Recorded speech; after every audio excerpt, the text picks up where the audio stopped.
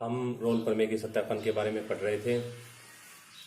अभी ये एक एग्जांपल है, ये कोई एग्जांपल दे रखा है, रोल प्रमेय का सत्यापन करना है। ठीक है, तो 7.6 का जो पहला क्वेश्चन है वही दे रखा है कि एफ एक्स बराबर ई की power x sine x minus में कोस एक्स, एक्स बिलोंग करता है π/4 से 5π/4 के बीच में। ठीक है, अब हमें इसको क्या करना है, रोल प्रमेय का सत्यापन करना है। अब आपको पता है कि अगर रोल प्रमेय का सत्यापन करना है तो हमें सबसे पहला जो काम है, इस फंक्शन को क्या बताना पड़ेगा, सतत बताना पड़ेगा। ठीक है, 2 नंबर बात हमें क्या बताना है, अवकलनीय बताना है। ठीक है, अवकलनीय।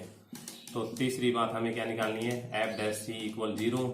जब जो सी होता है वो क्या है, कौन से अंतराल में बताना होता है, सतत है सैवर्त अंतराल में, और ये बताना होता है विवर्त अंतराल में। और यहाँ पे जो सी है वो किस विवर्त अंतराल से संबंध रखेगा, ये बातें अपने को बतानी होती है। ठीक है, तो अब हमें, ठीक है, यहाँ सबसे पहले अंतराल कौन सा दे रखा है, ए का मान ये दे रखा है और बी का मान ये दे रखा है। जो हम ये लेते हैं ना कि भी दिया गया फंक्शन मतलब के सैवर्त अंतराल में क्या है, सतत है, तो सैवर्त अंतराल अपन लिखते हैं ए और बी, और ए का मान क्या है π/4 है, बी का मान क्या है 5π/4 है। ठीक है, तो अब हमें सतत बताने के लिए आपको पता है कि अलग अलग फंक्शन की बात करें। ठीक है, तो ई की पावर एक्स मैंने आपको पता होना चाहिए, ई की पावर एक्स दे रखा है इसमें, फिर हमें क्या दे रखा है, साइन एक्स दे रखा है, फिर हमें दे रखा है कोस एक्स दे रखा है। ठीक है, तो ई की पावर एक्स क्या होता है, चरघातांकी फलन होता है। तो चरघातांकी फलन के बारे में मैंने आपको महत्वपूर्ण परिणाम में लिखा दी है ये बात कि चरघातांकी फलन अपने प्रांत के प्रत्येक बिंदु पर क्या होता है, अपने प्रांत के प्रत्येक बिंदु पर सतत होता है, और इसका प्रांत कौन होता है, आर होता है, वास्तविक संख्या होती है। ठीक है, ये साइन एक्स और कोस एक्स क्या है, त्रिकोणमितीय फलन है, और त्रिकोणमितीय फलन अपने प्रांत के प्रत्येक बिंदु पर क्या होते हैं, अपने सतत होते हैं। ठीक है, तो इसका भी प्रांत आर होता है, इसका भी प्रांत आर होता है। तो आर में से लिया ये जो है ना π/4 और 5π/4, पाई जो होती है वो अपरिमेय संख्या होती है, और आर क्या होती है, आर जो मैं ले रहा हूं ये वास्तविक संख्या होती है, और वास्तविक संख्या क्या होती है, परिमेय तथा अपरिमेय संख्याओं से मिलकर बनी होती है। तो पाई अपरिमेय संख्या है, तो इसका मतलब ये है ना, ये जो अंतराल लिया हुआ है ये कौन सी संख्या में से है, वास्तविक संख्या ही है। ठीक है, तो ई की पावर एक्स का जो प्रांत है वही यही है, ये वास्तविक संख्या में से लिया हुआ है। साइन एक्स का जो प्रांत है वो भी आर है, कोस एक्स का प्रांत भी क्या है, आर है। अपन जानते हैं कि ये भी अपने प्रांत के प्रत्येक बिंदु पर क्या होता है, सतत होता है, ये भी और ये भी, यानी त्रिकोणमितीय फलन और चरघातांकी फलन क्या होते हैं, अपने प्रांत के प्रत्येक बिंदु पर अवकलनीय, यानी अपने प्रांत के प्रत्येक बिंदु पर सतत होते हैं। ठीक है, तो ये तीनों फलन क्या है, अपने सतत हैं। अब अपने को पता है कि मैंने ये बात भी लिखाई है कि 2 सतत फलन है, उनका अंतर भी क्या होता है, सतत फलन होता है। ठीक है, क्योंकि यहाँ पे अंतर की जरूरत है, तो ये भी क्या है, सतत फलन है।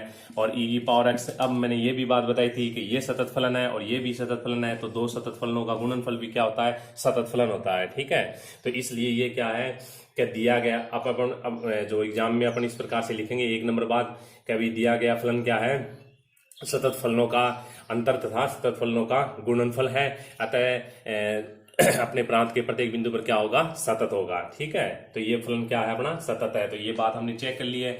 अब दूसरी बात, यही बात मैंने आपको बताई थी, चरघातांकी जो फलन होता है और त्रिकोणमितीय जो फलन होते हैं अपने प्रांत के प्रत्येक बिंदु पर क्या होते हैं, अवकलनीय होते हैं। ठीक है, तो इन दोनों का, ये दोनों फलन अपने प्रांत के प्रत्येक बिंदु पर क्या है, अवकलनीय है, ये बात मैंने आपको लिखा दी थी। तो इनका अंतर भी क्या होगा, अपना अवकलनीय होगा, और अवकलनीय होगा तो ये भी एक फलन बन गया और ये भी एक फलन है, तो ये भी अपने प्रांत के प्रत्येक बिंदु पर अवकलनीय है, तो इन दोनों का गुणनफल भी क्या होगा, अपने प्रांत के प्रत्येक बिंदु पर अवकलनीय होगा। तो यही बात लिखनी है अपने को। ठीक है, तो ये फलन मैंने आपको बता दिया है कि ये जो फलन दिया हुआ है ये क्या है, अपना क्या सतत भी है और अवकलनीय भी है। अब तीसरी जो बात रह जाती है वो रह जाती है कि अब हमें ज्ञात करना है कि एफ डैश सी इक्वल क्या है, 0 ज्ञात करना है। ठीक है, तो इसके लिए इसका डिफरेंशियल कर देते हैं। तो फंक्शन का डिफरेंशियल होता है एफ का डिफरेंशियल करें तो एफ डैश होता है। ठीक है, तो अब ब्रैकेट में जो फंक्शन जैसा का जैसा लिख दिया, एक्स का डिफरेंशियल करें 1 होता है। अब हमें करना है, देखिए इसका डिफरेंशियल करना है, तो यहाँ 2 फलनों का क्या हो रहा है, ये गुणनफल हो रहा था, एक तो ई की पावर एक्स मल्टीप्लाई में sine x minus cos x है, तो फर्स्ट फलन को बाहर ले लेते हैं, ये बाहर ले लिया मैंने फर्स्ट फलन को, और सेकंड फलन का अवकलन करना है। तो साइन का अवकलन करेंगे कितना होता है, कोस एक्स होता है, फिर माइनस में, फिर कोस का क्या होता है, माइनस में साइन होता है, तो माइनस में साइन एक्स लिख दिया। ठीक है, अब अपन क्या करते हैं, प्लस में फर्स्ट फलन का अवकलन करते हैं, तो ई की पावर एक्स का अवकलन होता है, ई की पावर एक्स होता है, और सेकंड फलन को क्या ले लेते हैं, कांस्टेंट लेते हैं, साइन एक्स माइनस में कोस एक्स। अब इसको क्या कर लेते हैं, थोड़ा सा सरल कर लेते हैं, एफ डैश एक्स मतलब इक्वल में ई की पावर एक्स मल्टीप्लाई में बन गया कोस एक्स बन गया, फिर बन गया प्लस में ई की पावर एक्स साइन एक्स बन गया, फिर बन गया प्लस में ई की पावर एक्स, फिर बन गया अपना साइन एक्स, माइनस में क्या है ई की पावर एक्स कोस एक्स बन गया। ठीक है, ई की पावर एक्स कोस एक्स, ई की पावर कोस एक्स दोनों कैंसिल हो गए, तो एफ डैश एक्स इक्वल क्या बना अपना, कई इन दोनों को जोड़ लेते हैं तो 2 ई की पावर एक्स बना अपना कितना, साइन एक्स बना। अब हमें क्या करना है, ये बात याद करनी होती है कि भी एफ डैश सी ज्ञात करना होता है। तो हमने क्या किया, इसमें एक्स बराबर क्या पुट कर दिया, सी ज्ञात कर दिया और इसकी इक्वल में 0 ले लिया, तो एफ डैश सी बनेगा। और एफ डैश सी बनेगा तो एक्स की जगह हमने सी पुट किया है, तो 2 ई की पावर सी साइन सी बनेगा, इक्वल में क्या हुआ, 0 हुआ। ठीक है, 0 तो हमें लेना होता है कंडीशन के अनुसार। अब हमें यहाँ से सी का मान ज्ञात करना है, और सी का जो मान ज्ञात करेंगे वो इस अंतराल में क्या होना चाहिए अपना, इस अंतराल में क्या होना चाहिए, अवकलनीय इस अंतराल में यहाँ सी के जो वैल्यू मिलेगी ना वो विवर्त अंतराल में मिलनी चाहिए। ठीक है, तो अब आपको क्या है, अब थोड़ा सा और इसी बात पे अपन चर्चा करते हैं भी, क्या एफ डैश सी का जो वैल्यू आई है वो ये आई थी, एफ डैश सी इक्वल में 2 ई की पावर सी साइन सी। ठीक है, इक्वल में क्या है, 0। अब क्या होता है, क्या आपको ये बात महत्वपूर्ण बात है, ये बहुत ही महत्वपूर्ण इंपॉर्टेंट बात है, बहुत ही इंपॉर्टेंट बल्कि बात है।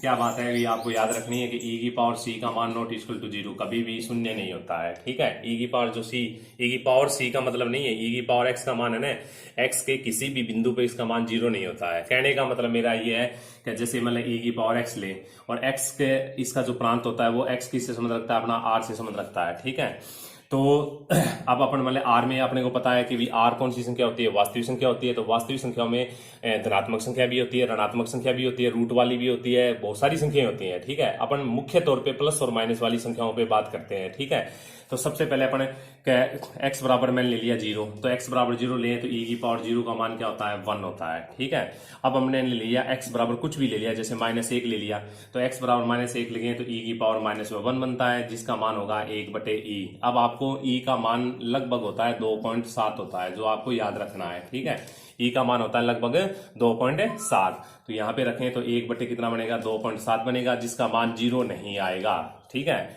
अब जैसे मतलब एक्स बराबर मैंने रख दिया माइनस, एक्स बराबर रख दिया माइनस में 10 रख दिया, तो -10 रखें तो ई की पावर कितना बनेगा, -10, यानी 1/e की पावर कितना बनेगा, 10 बनेगा, यानी 1/2 की पावर 2.7 की पावर कितना बना, वो 10 बना, वो जो नॉट इक्वल टू क्या है, फिर भी 0 नहीं है। तो इस प्रकार अब अपन ये माइनस वाली संख्या भी लेके देख ली। अब मैं प्लस वाली संख्या लेते हैं, जैसे मतलब एक्स बराबर मैंने लिख दिया प्लस का 5 रख दिया, तो 5 रखें तो ई की पावर 5 बनेगा, ई का मान है 2.7 की पावर 5 है, जो नॉट इक्वल टू क्या है, 0 है। ठीक है, इसी प्रकार कुछ भी मान लें अपन, जैसे x बराबर मैंने ले लिया 1/3 ले लिया, तो वही बात है कि ई की पावर कितना बनेगा, 1/3 बनेगा, 2.7 की पावर कितना बनेगा, 1/3 बनेगा, जो नॉट इक्वल टू क्या है, 0 है। ठीक है, तो हर केस में क्या है कि अपन सी का ऐसा मान नहीं है अपने पास कि सी का एक ऐसा मान रखें कि ई की पावर बने और उसका मान क्या हो जाए, 0 हो जाए। तो ऐसा कोई मतलब सी का मान नहीं है जो इसकी वैल्यू क्या बना दे, 0 बना दे। तो ये आपको याद रखना है कि ई की पावर एक्स का मान एक्स के किसी भी मान के लिए शून्य नहीं हो सकता। ठीक है, तो ये बहुत इंपॉर्टेंट बात थी जो आपको याद रखनी है, पूरी गणित में ये बहुत काम आती है।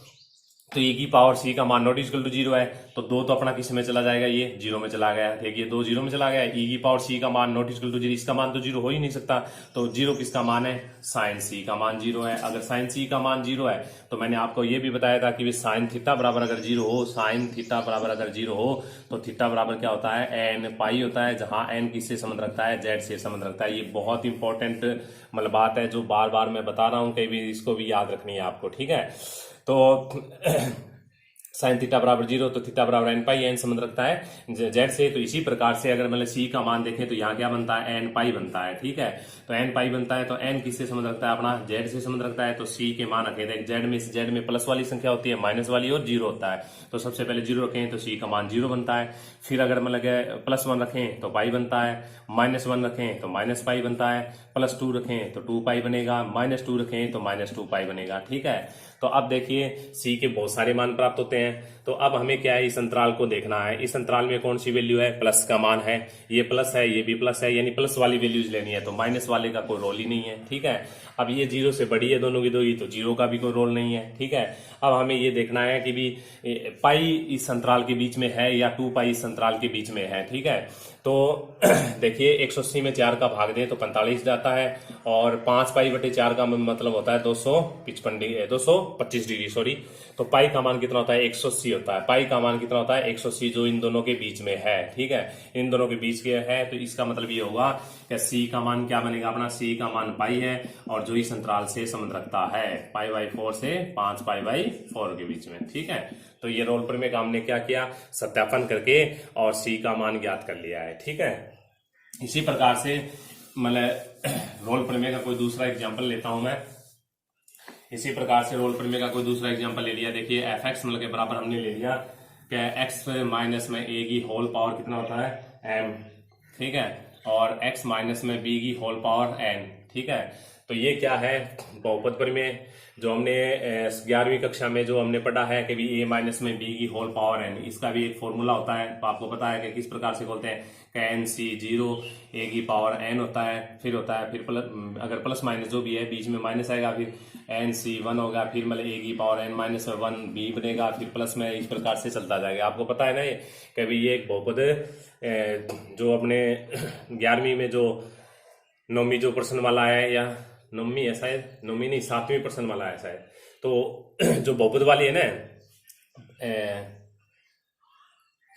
11वीं में इस प्रकार के हमने क्या है, इस प्रकार की चीजें हमने पढ़ी है कि भी ए माइनस में बी की होल पावर एन का प्रसार किस प्रकार से करते हैं। ठीक है, तो ये क्या है, ये दे रखा है बहुपद दे रखा है आपको, तो ये भी एक बहुपद दे रखा है और ये भी क्या दे रखा है आपको, एक बहुपद दे रखा है। और इसका अंतराल हमें दे रखा है एक्स संबंध रखता है किससे, सैवर्त अंतराल ए और बी से। ठीक है, तो अब आपको सबसे पहले इसको क्या बताना है, सतत बताना है। तो सतत बताने के लिए मैंने आपको पहले ही बता दिया कि जब इसका प्रसार करेंगे, या ये क्या है, जैसे m और n है ना, इसमें क्वेश्चन में हमें दे रखा है कि अभी m और n संबंध रखता है किससे, n से, नेचुरल नंबर से संबंध रखता है। ठीक है, m और n क्या संबंध रखता है, नेचुरल नंबर से संबंध रखता है।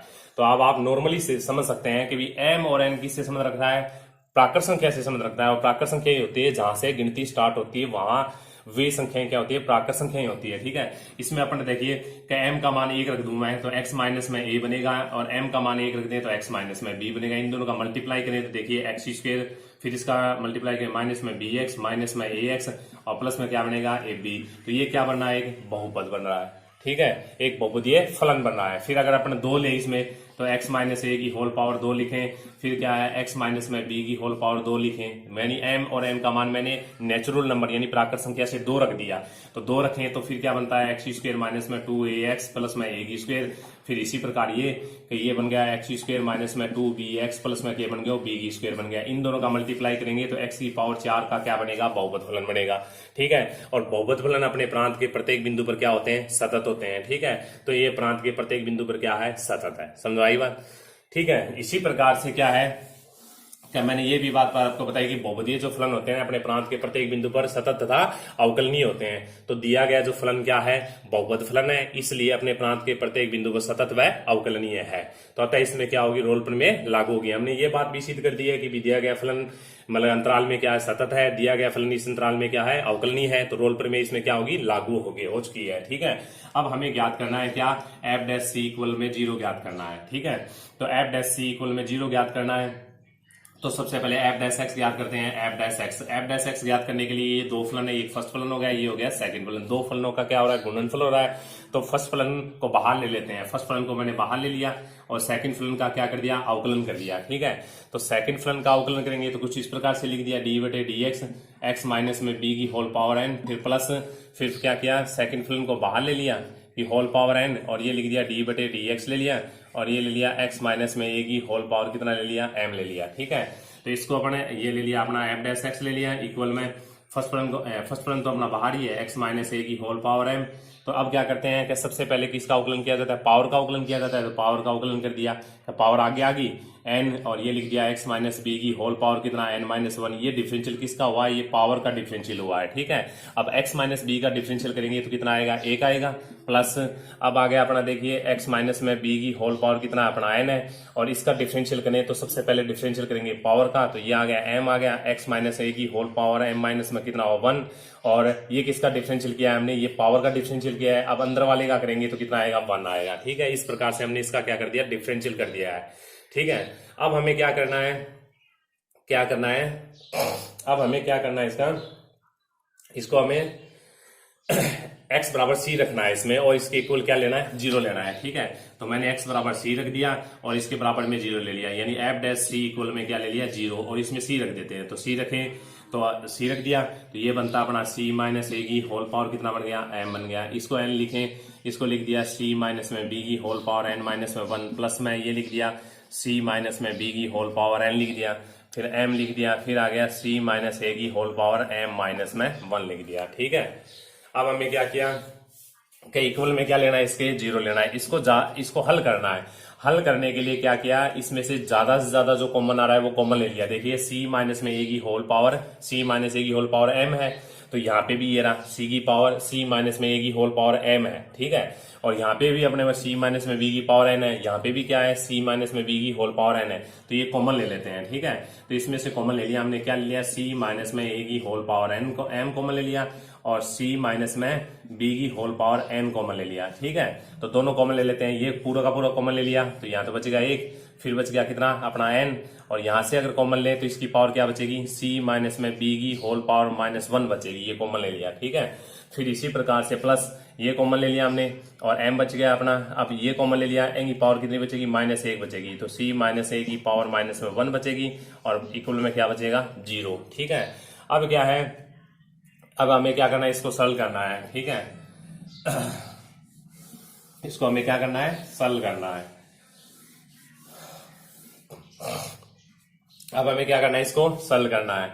अब क्या करना है, इसको सॉल्व करते हैं, तो सॉल्व करते हैं, तो इसके बराबर नॉट इक्वल टू 0 है, c माइनस a की होल पावर m है, वो नॉट इक्वल टू 0 होगा। अब आप सोचेंगे कि भी 0 कैसे होगा, कि हमें पता है कि c जो होता है, c क्या होता है, c f डैश c निकालते हैं अपने, c हमेशा क्या रखता है, विवर्त अंतराल से संबंध रखता है, a और b से संबंध रखता है, यानी जो c का जो मान होता है वो a नहीं हो सकता, b नहीं हो सकता, a और b के बीच में होता है। ठीक है, तो यहाँ क्या कर रहे हैं कि a में से c को घटा रहे हैं अपन, यहाँ ये देखिए c में से क्या कर रहे हैं, a को घटा रहे हैं। ठीक है, तो c का जो मान होता है वो a और b के बीच में होता है, ना तो a के बराबर होता है। यानी कहने का मतलब है कि इस अंतराल से अपन समझ सकते हैं कि भी c का मान नॉट इक्वल टू a है और c का मान नॉट इक्वल टू b है। ठीक है, कि c के बराबर नहीं है a का मान, और c का मान a के बराबर भी नहीं है, और c का मान b के बराबर भी नहीं है। जब ये दोनों मान बराबर ही नहीं है तो इसका मान नॉट इक्वल टू 0 आएगा। ठीक है, इसी प्रकार से जब c का मान b के बराबर ही नहीं है तो इसका मान भी क्या आएगा, नॉट इक्वल टू 0 आएगा। ठीक है, ये मान भी नॉट इक्वल टू 0 है। अब बात आ गई कि इसके बराबर क्या है, 0 है। ठीक है, तो इसको अपन सरल करते हैं, इसको सरल करें तो ये आ गया, भी n हो गया, और ये लिख दिया c माइनस में b की पावर माइनस 1, प्लस में क्या ले लिया, m इंटू में ये लिख दिया c माइनस में a की होल पावर माइनस 1, इक्वल में क्या है अपना चल रहा है 0। इसको लिखें n बट्टे में c माइनस में b, प्लस में क्या लिख दिया, m बट्टे में क्या लिखा, c माइनस में a, और बराबर में क्या लिख दिया, 0। अब हमें क्या करना है, c का मान ज्ञात करना है। ठीक है, तो c का मान ज्ञात करने के लिए इसका क्या किया, एलसीएम ले लिया, तो n गुणा में c माइनस a आ गया, प्लस में m गुणा आ गया c माइनस में b आ गया, और एलसीएम ले लिया c माइनस में b मल्टीप्लाई में क्या ले लिया, c माइनस a इक्वल में क्या हुआ, 0 हुआ। ठीक है, तो नीचे वाला किस में चला गया, 0 में चला गया। अब अपना बच गया n इंटू में c माइनस a, प्लस में m इंटू में कितना बच गया, c माइनस में b इक्वल 0। अब हमें c का मान ज्ञात करना है, इसके लिए अंदर मल्टीप्लाई कर दिया, तो n c माइनस में n गुणा में a, प्लस में m गुणा में c माइनस में m गुणा के हुआ b बराबर में 0। अब हमें क्या करना है, c का मान ज्ञात करने के लिए इन दोनों में से c का कॉमन ले लिया। ठीक है, तो c कॉमन ले लिया, तो c कॉमन लेते हैं, तो ये तो बच गया m, प्लस में क्या बच गया n, और इन दोनों माइनस वालों को इस साइड में लेते हैं, तो ये ले लिया n a, प्लस में क्या ले लिया, m b ले लिया। तो c इक्वल हमारा आता है, c का जो मान है ना, इसको हल करें तो लास्ट में जो c का जो मान आता है वो ये आता है, देखिए क्या c बराबर आ गया n a, प्लस में m b, और बट्टे में कितना आ गया अपना, m प्लस n आ गया। ठीक है, अब हमें ये देखना है कि जो c का जो मान आया है वो संबंध रखता है क्या, a और b से। ठीक है, तो ये बात आपको समझनी है कि अभी ये मान इससे संबंध रखता है या नहीं रखता है। ठीक है, तो ये मान इससे संबंध रखता है, कैसे संबंध रखता है, क्या भी ये एक फॉर्मूला होता है, आपको पता है कि सी का मान ऐसे संबंध रखता है कि अभी ये कोई पॉइंट है ए ले लिया, ये कोई पॉइंट है बी ले लिया। ठीक है, इसके अपने को इसके बीच में होता है कोई ना कोई मान सी होता है। ठीक है, और इसको m अनुपात n में बांटे हैं, तो ये फॉर्मूला बनता है, देखिए m गुणा, देख m गुणा क्या बनता है b, तो ये बनता है m गुणा b, n गुणा के प्लस में a, और बट्टे में क्या होता है, इन दोनों का जोड़ आता है m प्लस n, ये c के इक्वल होता है। आपको पता है ये 10वीं क्लास का एक फॉर्मूला होता है इस प्रकार से। तो इसलिए क्या है कि ये जो c है वो विवर्त अंतराल से क्या रखता है, संबंध रखता है। ठीक है, तो ये बात भी मैंने आपको बता दी। अब छोटा सा एक क्वेश्चन और कर लेते हैं अपन।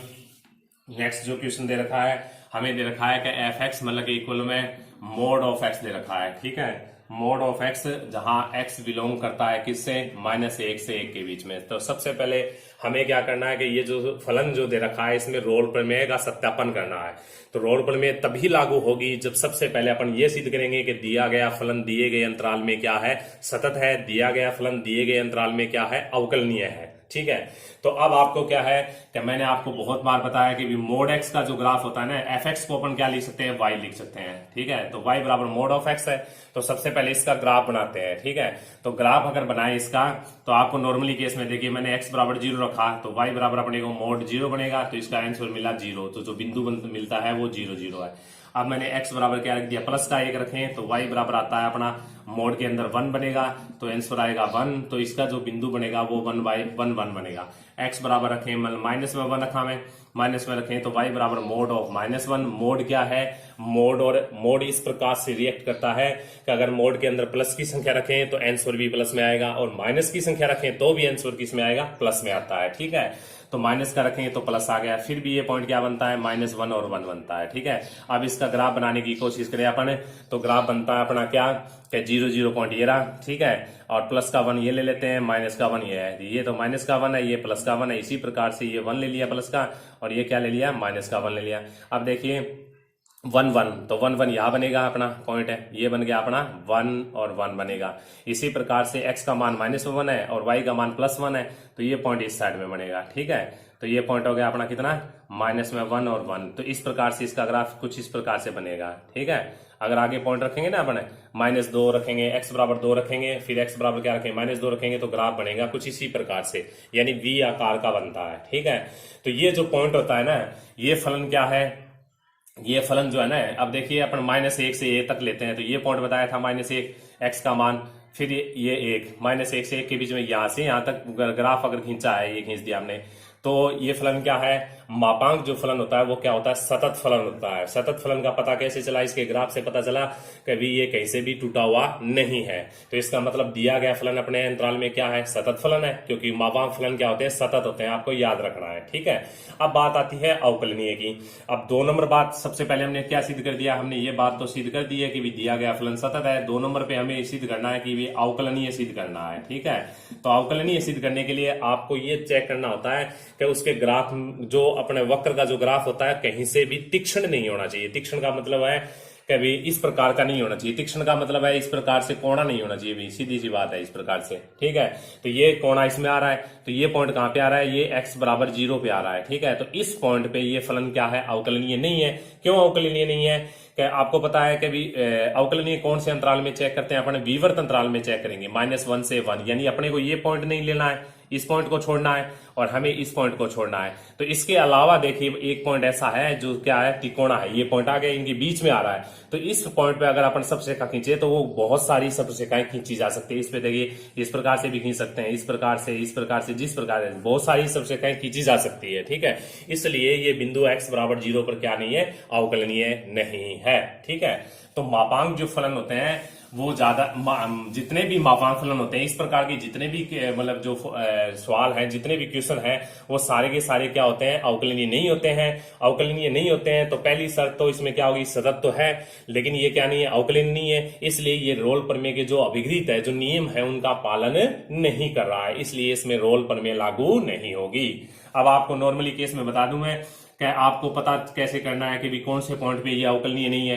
तो सीधी सी बात है कि बीच वाले के ये कोई फंक्शन ले लिया मैंने, कोई भी एक फलन ले लिया, मोड ऑफ एक्स ले लिया, तो इसमें बीच वाले के बराबर 0 रखना है, तो x बराबर 0 रख दिया। ठीक है, तो पॉइंट हो गया x बराबर 0। ये x बराबर 0 पर क्या नहीं है, अवकलनीय नहीं है। जैसे मैंने ये ले लिया x प्लस a ले लिया मैंने। ठीक है, तो इसके बीच में है ना, बीच मोड के जो बीच में उसके बराबर 0 रखना है, तो x प्लस a बराबर 0 रखूंगा, तो तो x बराबर माइनस ए, x बराबर माइनस ए पर ये क्या नहीं है, अवकलनीय नहीं है। इसी प्रकार मैंने लिख दिया x माइनस ए, ठीक है। तो इसका बीच वाले के बराबर 0 रखना है, बीच वाला कौन है अपना, x माइनस ए इक्वल 0 रखें तो x बराबर ए पर ये क्या नहीं है, अवकलनीय नहीं है, ठीक है। तो ये अपने को पता चलना चाहिए, इस प्रकार से देखते ही पता चल जाना चाहिए ये कौन से पॉइंट पर x बराबर 0 पर अवकलनीय नहीं है। ये क्या है, x प्लस ए दे रखा है तो x बराबर माइनस ए पर अवकलनीय नहीं है। ये किस पे, x माइनस ए दे रखा है तो x बराबर ए पर अवकलनीय नहीं है। ये तीनों ही फलन क्या है कि कोई ना कोई पॉइंट है, उन पॉइंटों पे क्या नहीं है, अवकलनीय नहीं है, ठीक है। धन्यवाद।